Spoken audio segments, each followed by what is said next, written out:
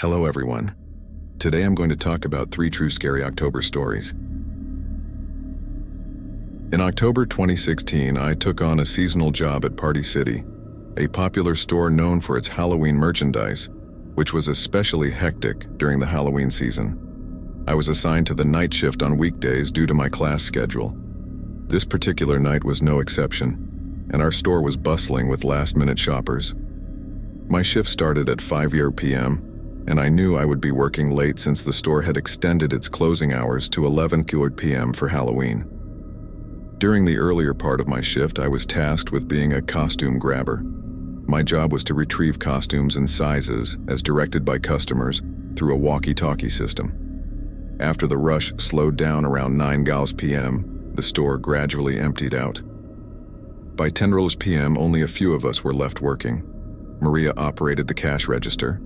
Kyle was responsible for cleaning the aisles and restocking shelves. Ashley served as the night supervisor, and I was the one fetching costumes and helping with store upkeep.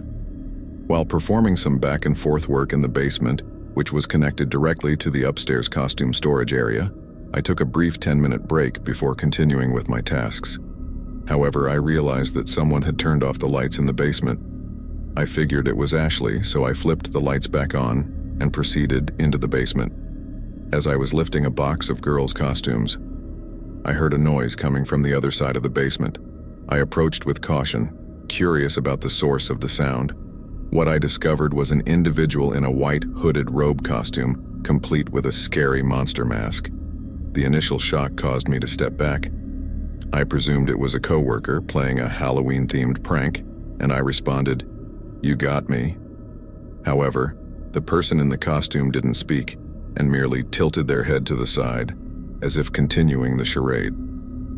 My first thought was that this person might be Ashley since she sometimes took on supervisory duties. Still, I quickly realized that the figure was much taller than her. At this point, I suspected it was Kyle. I moved closer to remove the mask, but the masked intruder backed away from me. Then, I glanced down at the work boots, and my anxiety spiked. The intruder was wearing dirty, heavy boots, which Kyle certainly wasn't. A cold shiver ran down my spine and I retreated, leaving the basement and shut the door behind me. It was important not to give in to panic. I returned to Ashley to inquire about Kyle's whereabouts, thinking it was a prank. To my surprise, Kyle was answering from a nearby aisle, making it impossible for him to have been in the basement. It was at this moment that I felt a deep sense of unease. I asked Ashley if there were any other employees scheduled that night, and she confirmed that everyone had already gone home. This revelation heightened my anxiety. I explained to her what I had seen in the basement, and we decided to investigate together. We thought it was a coworker playing a prank, but we couldn't find anyone and the basement was empty. Ashley reviewed the security footage but didn't spot anyone else entering the costume room, except for me. Regrettably, there were no cameras in the basement or the costume storage room to confirm that part. We concluded that it must have been a Halloween prank. Despite my unease, I knew I had to return to the basement to complete my job. I picked up the box of girls' costumes I had originally intended to bring upstairs, reached the stairs, and stopped. It seemed like I heard a noise, the faint crumpling of a small plastic bag. I hesitated to investigate and decided to leave, as I was not prepared to face the situation alone. I knew I wasn't getting paid enough for such encounters, and my shift was nearly over.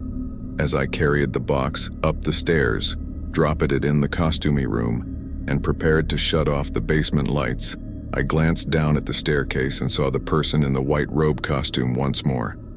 This time the mask was missing, and I could see their smiling face. I panicked, slamming the door shut and rushed to get Ashley and my coworkers for help. However, by the time they arrived at the basement, the intruder had vanished and the doors were open. We reviewed the security footage, but it didn't capture the intruder exiting the back door. It was a perplexing situation that couldn't be easily explained. The lack of stolen items or any indication of a break-in only deepened the mystery. I had treated the incident as though my life were in danger, and to this day, I cannot be sure if it was merely a Halloween prank or something far more sinister. October has always been my favorite month. The perfect temperature, leaves turning vibrant shades of orange and brown, and that refreshing October breeze make it truly special. My friends and I have fond memories of playing in the leaves, wrestling in piles we'd create when we were younger, around the ages of 9 to 12. On one particular late October day, my friends Liam and Billy were helping me rake up the leaves into a massive pile. Our house was situated on a corner, and it had a large space on the side leading to a short dead-end street, home to only 2 houses. The owners of these neighboring homes were somewhat reclusive, so we felt free to be as loud and boisterous as we liked. We spent roughly half an hour wrestling in the leaves, which we affectionately referred to as our triple threat matches. As dusk fell, we took a break to enjoy some snacks and play video games before my friends insisted on a nighttime wrestling match in the leaves. We headed back outside. It was nearly dark, but a nearby streetlight illuminated our side yard. We had noticed that the pile had dispersed somewhat, so we needed to rake the leaves back into place. Liam discovered a long, oddly shaped pile we hadn't seen before. As he started raking it over to our main pile, he appeared to struggle. Suddenly he yelled, "There's something under the leaves." We rushed over to help him uncover whatever was hidden underneath. To our shock, we revealed a grown man hiding beneath the pile. Our initial reaction was a mixture of fear and disbelief. We couldn't decide if this was someone playing an early Halloween prank on us, or if it was something more sinister. The man's face was still concealed, but this odd encounter left us baffled. We debated whether to laugh it off as a prank or react with alarm. As Liam tried to expose the man's face, he noticed that the body beneath the leaves was oddly hard and hollow, with no discernible head. It was then clear that the figure was merely a fake body, and the laughter ensued. We thought that someone had set up this elaborate prank, but remained puzzled about who was behind it. Our questions were soon answered when we spotted another person hiding in the bushes just behind the leaf pile.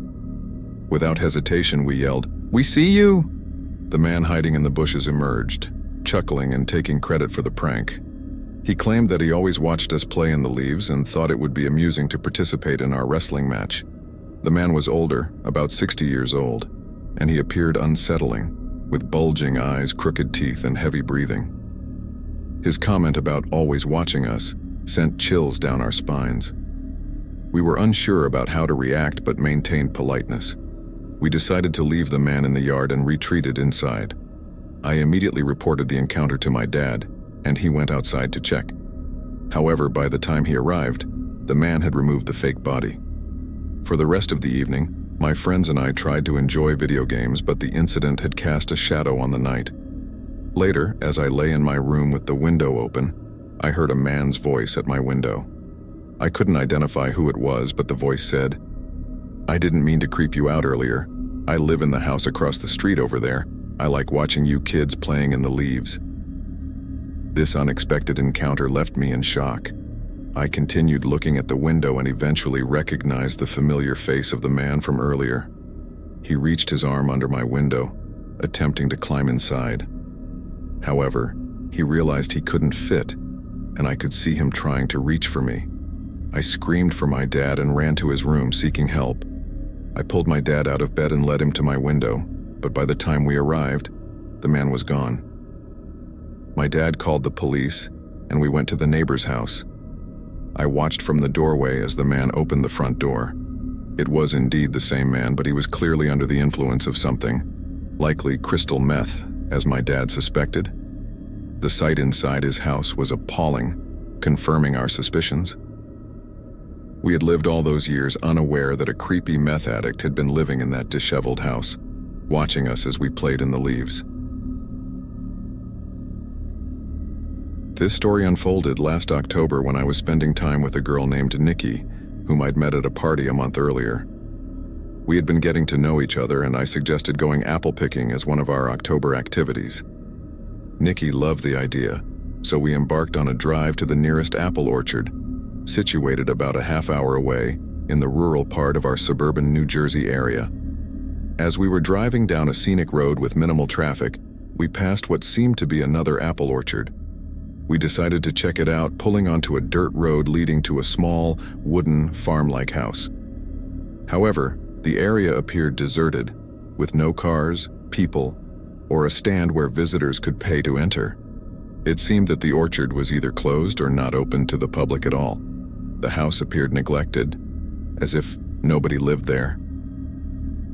Uncomfortable with the eerie atmosphere, Nikki and I returned to the car and continued our journey to the initially planned orchard. Much to our surprise, the second orchard was also devoid of people, with a closed sign at the stand. I suggested that we return to the first orchard, which seemed almost abandoned, and pick apples there since we would have the place to ourselves.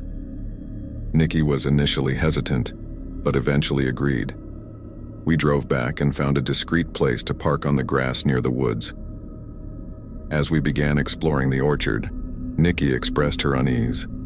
Nevertheless, we ventured further and soon found ourselves surrounded by rows of apple trees, hidden from sight. We had the orchard to ourselves, and the thrill of doing something we weren't supposed to added an element of excitement to our apple-picking adventure. We started selecting the best apples and filling the plastic bags we had brought from my car. However, there weren't many apples to pick. Playfully, I began tossing apples in the air and pretended to aim them at Nikki. She screamed and ran, encouraging me to stop. She cut through a couple of rows to another section, and when I reached the other side, I couldn't see her. I called out to her, but she didn't respond. Suddenly, apples began landing near me from a nearby row, and I yelled for the person to stop. Anxiously, I ran through the rows to find Nikki, but the person tossing apples revealed himself. Standing about 5 trees away, he was a young man around 18 or 19 years old, with long black hair. He wore a slight smirk on his face and didn't move. His presence sent shivers down my spine. Terrified, I squeezed through the trees into the next row, then the one after. Eventually, Nikki called my phone, sounding panicked. She informed me that a creepy guy had been following her in the orchard. She had tried talking to him, but he remained silent and appeared menacing. Her description matched the guy I had just encountered. I told Nikki to meet me back at the car, and I retraced my steps. Fortunately, Nikki was already waiting at the car. As we discussed the unsettling encounter, Nikki suddenly pointed ahead, exclaiming, "There he is." The creepy man was partly concealed by an apple tree, spying on us with a half-hidden face. I decided to get us away from this unsettling situation. I executed a 3-point turn and left the orchard, passing by the abandoned barn-like house and returning to the road. We stumbled upon a fruit stand with several people working there and stopped to pick some apples and berries. We had lost our apple bags in our haste. Nikki and I decided to ask about the nearby apple orchard from the stand workers. The 2 ladies operating the stand immediately advised us never to go near that orchard. They recounted a chilling story. The owner's son had murdered his girlfriend and vanished. Her body was found near the orchard in the forest. Although the orchard's owner continued to maintain it, he rarely returned, avoided the police, and had never kept up with them. As we described our encounter with the mysterious man, the ladies chastised us for not calling the police. They assured us it was best to leave when we did, and one of them said she would warn the police. Throughout the drive home, Nikki spoke to me about the incident, but my thoughts raced with the realization that we may have come face to face with a missing murderer in an apple orchard. The memory continues to send shivers down my spine. Wondering if that man is still lurking in the orchard,